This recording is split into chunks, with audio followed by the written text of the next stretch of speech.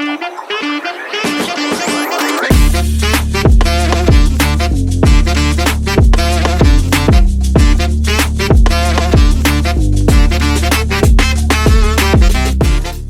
everyone, welcome back to the Campus Fair Podcast. I'm your host Rido. And I'm your co-host Fahri. Today we are diving into a topic that always spark a lot of debate or university.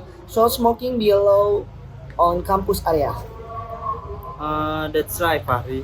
To help us look at this from a broader perspective, we have invited a student representative with us today.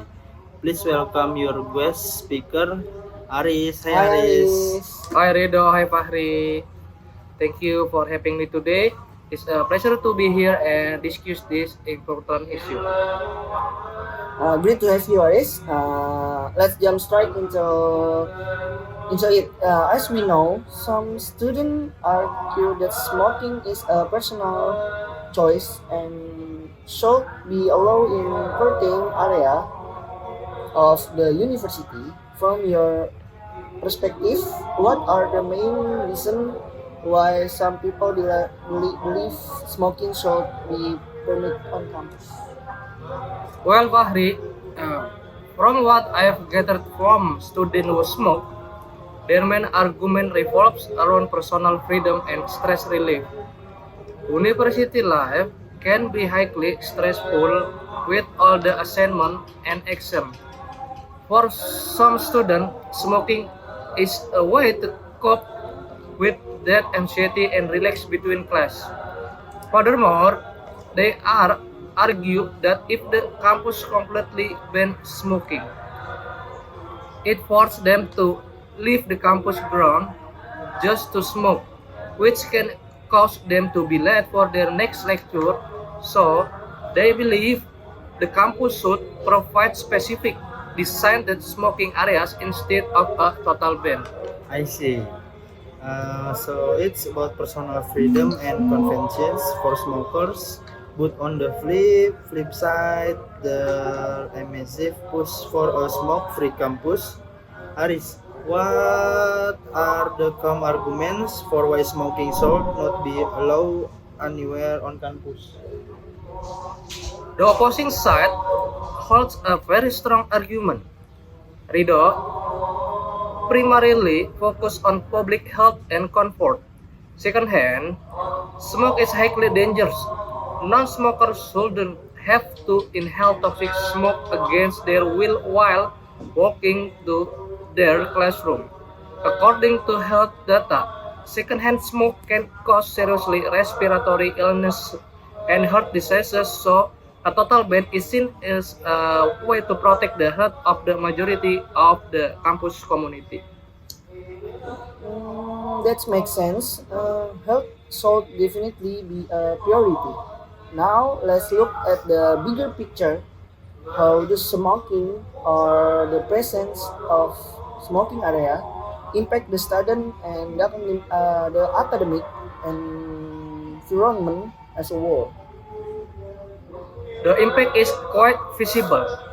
Fahri, academically, a clean and smoke-free environment creates a much better atmosphere for learning.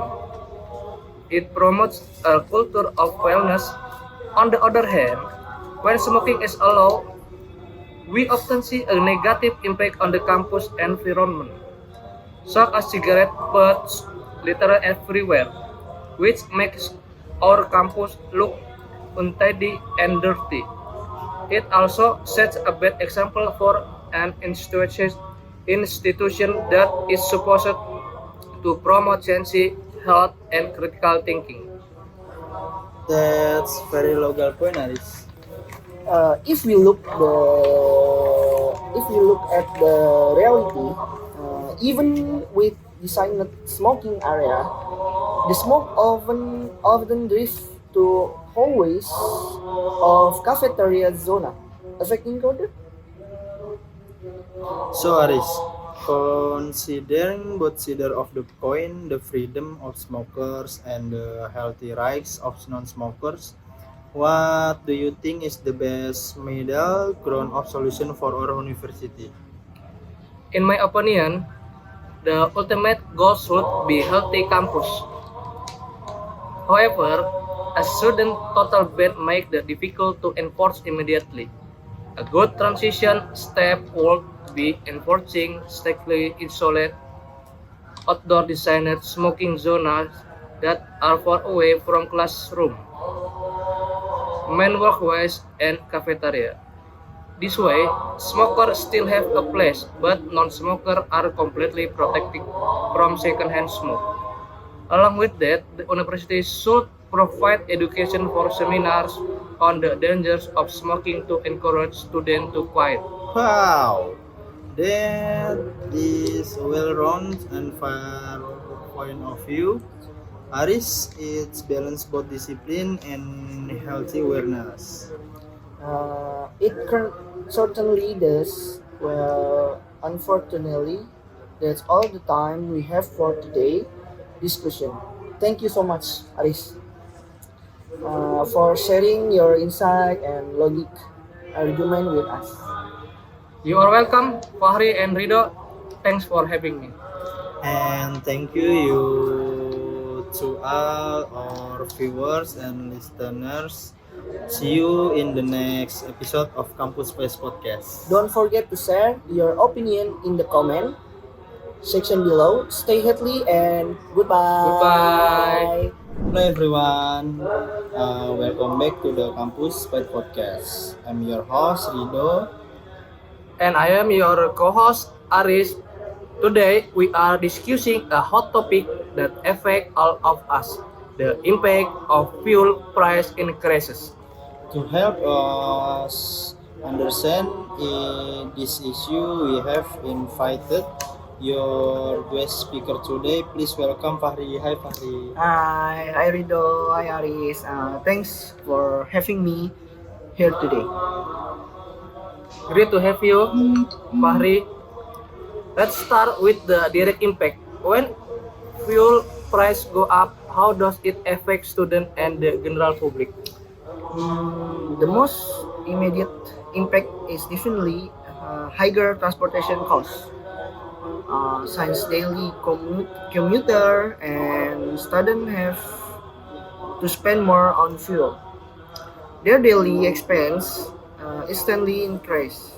It is also trigger inflation because shipping costs become more expensive. The price of basic food and food at the campus cafeteria also go up, which heavily burden low-income family. That is very true. On the other hand, the government argues that cutting fuel subsidies is necessary for the cost budget. What are the arguments supporting this policy? From an economic perspective, full subsidy take up a huge part of the national budget. The government believe that shifting this money to more productive sector like building infrastructure, improving healthcare, and funding education will be better for the country in the long run. They also argued that fuel subsidy often benefit wealthier people who own car rather than the poor. I see. But for students specifically, how does this policy impact their academic life? It forces students on tight budget to cut back on essential needs like buying textbook or even meal just to pay for transport.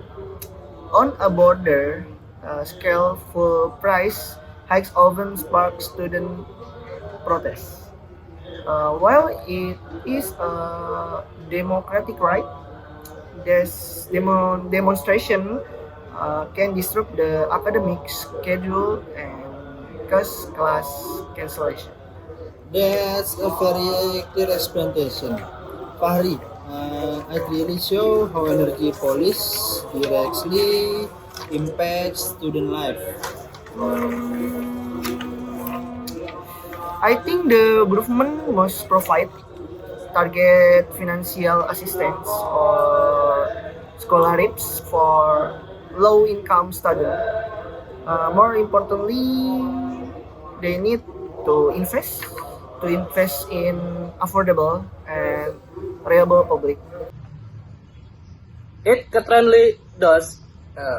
Given this situation, what do you think is the best solution? Best solution, I think the government must provide target financial assistance or scholarship for low income students. More importantly, they need to invest in affordable and reliable public transportation so students don't have to rely heavily on personal vehicle.